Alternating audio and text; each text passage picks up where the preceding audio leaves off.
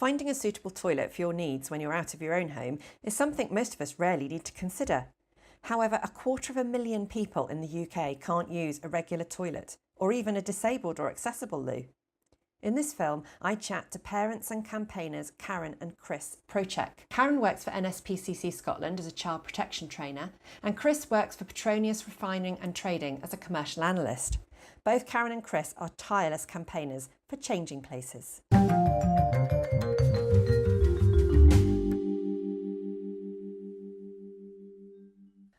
So thank you, Karen and Kris, for inviting me into your home. And I know that you're both really involved in promoting changing places. What is a changing place? So a changing places toilet is different to the standard wheelchair accessible toilet that normally has the disabled badge on it. Okay. It has contained within it a height adjustable changing surface, which is able to take a full sized adult. It also has a hoist as well. Has other things like privacy screens. Importantly, it still has a normal toilet, but it's located about a minimum of a metre from one wall, so it allows people to assist on either side. It's there for people who need supported, so it's not for individual users. Why would somebody who has a disability need to use a changing place and not a regular, as you were talking about, a wheelchair disabled or accessible toilet? What is so necessary about a changing place that you don't get otherwise? A changing places toilet is there that's got particular equipment that you would need for. In our example, our son is 7 and still has to wear nappies. So as a result, he doesn't fit in a standard baby changing station, and he can't use a toilet on his own independently. So therefore, he needs the height adjustable changing surface. So he's one person. Other people who need it would be people who have suffered injuries, people with dementia, cerebral palsy, things like that. So just people who don't fit into the current model of disabled toilets. Okay. So, Karen, what do you do if you're one of those people that Kris has just described and there isn't a changing place where you go? What's the alternative? Yeah, the alternatives are pretty bleak. So for us as a family, I mean, even before we go out, our first thought is there a toilet? And, you know, sometimes that can determine even if we decide to go to a certain place. So if we go to a place that doesn't have a changing places toilet, sometimes it feels like we're racing against the clock. You know, how long are we going to get at this certain facility or venue before we need to leave? So if Rory needs to go to the toilet and there are no facilities there, we're kind of left with 3 choices. So we either leave and go home, and that can be really disappointing if we're somewhere and we're having a lot of fun for everybody just to up and leave. The next option is do we decide to stay, but we still need to change Rory, so we have on many occasions had to go back to the car and we changed Rory in the boot, and that's just not acceptable, you know, in terms of his dignity. You know, people walk past and they're looking, so we absolutely hate doing that. But the last option and the most awful choice for us is to change Rory on a toilet floor, and that's our absolute last option. But there have been occasions where we've been caught out, you know, and we haven't been able to get back to the car boot in time, and it's a case of, right, go to the toilet, and we're taking our jackets and our coats off. Sometimes we'll go with a mat and lay that down, but we need to change Rory. The only place is a toilet floor, and millions of bacteria on a toilet floor, and just to lay your loved one on a toilet floor is the most heartbreaking thing we've ever had to do as a parent. So yeah, pretty bleak options. So we've talked about the practicalities of not being able to find a changing place, but I'm sure there are impacts out with that when we're talking about the health and fitness of the person who's doing the caring or the wider family. Can you tell me a little bit about that? Yeah, there's a lot to think about. Just thinking about myself, so I suffer a lot of back problems, having to lift Rory in and out his wheelchair to change him, and that's where if we had the height adjustable bench, you know, that would help me, and I know for many other carers, that's where we need a hoist, you know, so that reduces the risk to the carer and their health issues. But more than that, there's big implications for our mental health as well. The way I'm having to change my son, it's so upsetting, you know, and to feel that we live in this day and age where his needs are not met and are not considered. It's really upsetting, and a big focus for us is our oldest son, who is nearly 9, and he's grown up in a world where he knows that his brother isn't valued. We have to take him away from special occasions, days out, and he's thinking, but why? I'm having fun, I want to stay, I want to play. And we have to have that conversation, but there's not a toilet for Rory. You know, so Logan's grown up knowing that society doesn't value and respect his brother, and that's really heartbreaking for us as parents. So Karen was saying before you go out to places, you want to check whether or not there's going to be suitable facilities where you go. How do you find out whether there's a changing place where you're going? Well, the Changing Places initiative or campaign is part of a wider network that's promoted by a few organisations. So in Scotland, it's PAMIS, and down in England, it is Muscular Dystrophy UK, MDUK. They form part of a consortium called the Changing Places Consortium. There is a website specifically for Changing Places, and if you go onto that website, you will see there is an option to find the nearest toilet to you. So it's really good. It's a map that covers the entirety of the UK, and what it does is you can put in the location that you're going to go to, or if you're going to carry a specific journey, you can put the start and end points, and what it'll do is it'll tell you all the different changing places on that route, and it'll let you know whether there's a changing places available. There's also as well on the PAMIS website for Scotland a directory that you can print off and have with you that gives you by each local authority where changing places are. Fantastic. And I'll put the links to that obviously below the film. Because it's not just destinations that we're thinking about, and it's not just your most obvious, day trip type of locations. It's en route. Mm-hmm, so we're talking about motorway service stations. Yep. Yes. Yep. Airports. Train stations. Rory's a big fan of transport, so we tend to be in these facilities a lot, and a lot of them don't have them. But it's also popping along to the local supermarkets. You know, those day-to-day activities.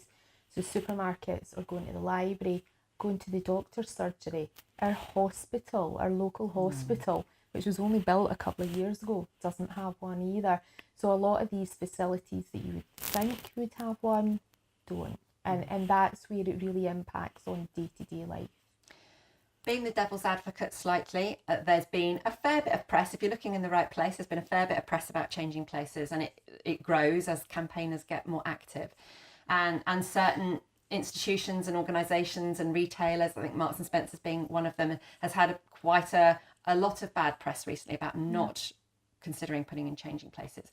And like I say, being the devil's advocate, one might argue, why pick out one particular retailer? Should we expect every shopping centre to put in a changing place? And what's your answer to that one? I can certainly give you my thoughts. What I would say is it's interesting. Businesses seem to see the installation of changing places as a cost. And what I would say, and when I meet with organisations, I say it's an investment.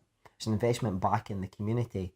What a lot of businesses don't realise is there is a lot of money locked up in families that they just can't spend the money because they can't go to different places because, as Karen explained, there are no changing places there. So there's disposable income that is not being tapped into just now. So from an economic point of view, I would argue that it's money that will actually be repaid by spending money on a changing places. I don't think sometimes businesses see that side of things, but I think they need to start realising that they take a lot of money out of community. Therefore, they need to put something back into the community, and a changing places is an example of that. If there's a parent or an individual with a disability who's watching this and thinks, well, yeah, of course we should have one in our local shopping centre or our local hospital or our local train station, How would you suggest they go about just making that first step of contacting?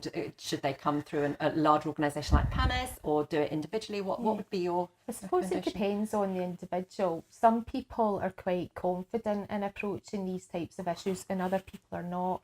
If you're a person who has spotted somewhere but maybe doesn't have that confidence, that's when I would say contact the big organisations, and for families in Scotland that would be contacting PAMIS. But if you are an individual that feels able to do so, then make that direct contact, ask to speak to the manager and have that initial discussion. What we find a lot of the time is people are just not aware of the need, you know, so it is about educating people and educating businesses. And if you are needing a little bit of help in wanting to promote changing places and get one put in somewhere locally to you, there is a pack, isn't there, I think, that PAMIS produce, and I'll put the link to that down below that people can download and print it off, I think, and use that themselves. Fantastic. And if we're talking to somebody who's working in an organisation, a local manager or a senior manager, what's actually involved? Because I can imagine it, you know, a parent coming to them and saying, oh, we want a changing place, and like you were saying, the manager sees pound signs and space issues and got nowhere to put it. But what actually is involved in installing a changing place? So a changing place is, in terms of the installing, is relatively straightforward. There's a lot of standardised equipment that's involved. What's probably more unusual about it is the size of it. So it normally typically has to be about 12 square metres is the size of a changing places toilet, because that needs to be the size that allows someone in with their support workers. Also, a lot of people will have a larger sized wheelchair as well, and it also allows the space to work. But to put that into context, that's probably about the size of a disabled parking space. So it's not huge, but a lot of buildings which are already standing won't necessarily have that space to do so. So the first thing is identifying a suitable location to put it in. The next is then to probably contact PAMIS to get the support of getting someone to come in and look at the space and to cost up the job. And then most importantly is finding the funding to do so. A lot of businesses you'll find will have a space, you know, maybe meeting rooms, facilities. We've had situations where you've had two disabled toilets which they've been able to knock through into one to allow them to retrofit it. It's important to say though that retrofitting is normally more expensive, but you're probably still talking somewhere in the region of about £30,000 to £40,000 for a retrofit, compared to probably about £10,000 to £15,000 for a new build. So that's why one of the important things is if people do see developments coming up, they should try to engage at an early stage. And sometimes it's about being creative with the space as well.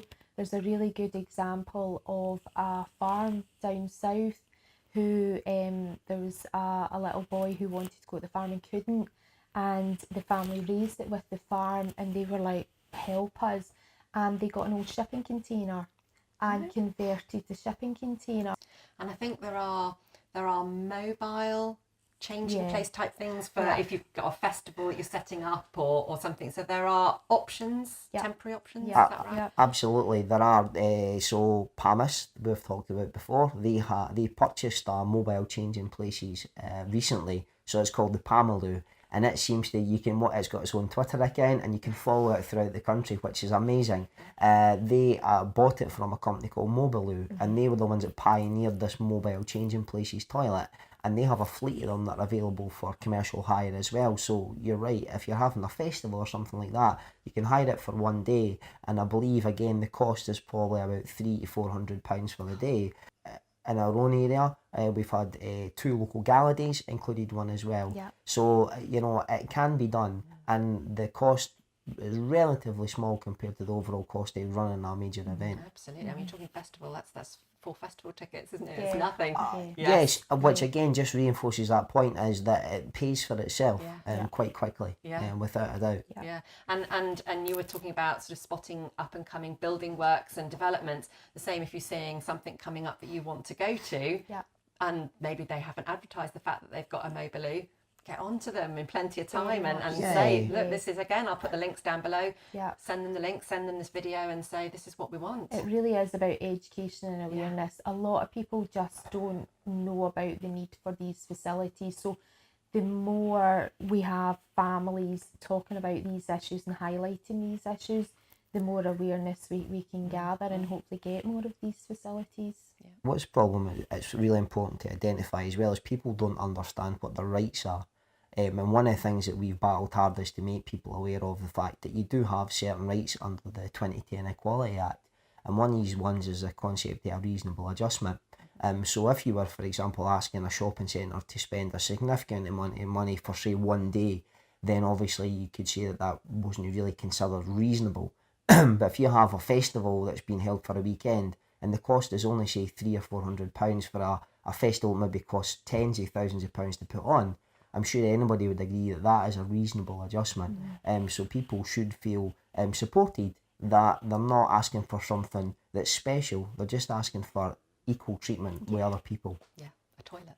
Yeah. Exactly, something as simple as a toilet. Yeah. Here know? we are talking about toilets because there aren't any. So it's And it does come down to that. It's the most basic human need. We all need to pee, you know. And sometimes people can get a bit embarrassed about it because it is a toilet issue, but everyone needs to go to the toilet. So, you know, let's have facilities for everybody. And as Kris says, people, you know, can sometimes take the view, well, we're treating this group that they're special. We don't want special treatment, we want equal treatment. Well, that's plenty of toilet talk to keep us going for now. Anything anybody else needs to know, all the links below, and these organisations like PAMIS and the Muscular Dystrophy are great sources of information if you want to find out more, and obviously share this film far and wide to raise what we're talking about, which is awareness really and action. So thank you so much for your time. Thank Cheers. you. Thanks. Thank you. I hope you enjoyed that film and found it useful. As carers, it can be a bit difficult to find good, reliable sources of information, and that's what this channel's all about. So don't forget to click the subscribe button, it's free and it'll keep you up to date with all my new films as they come out.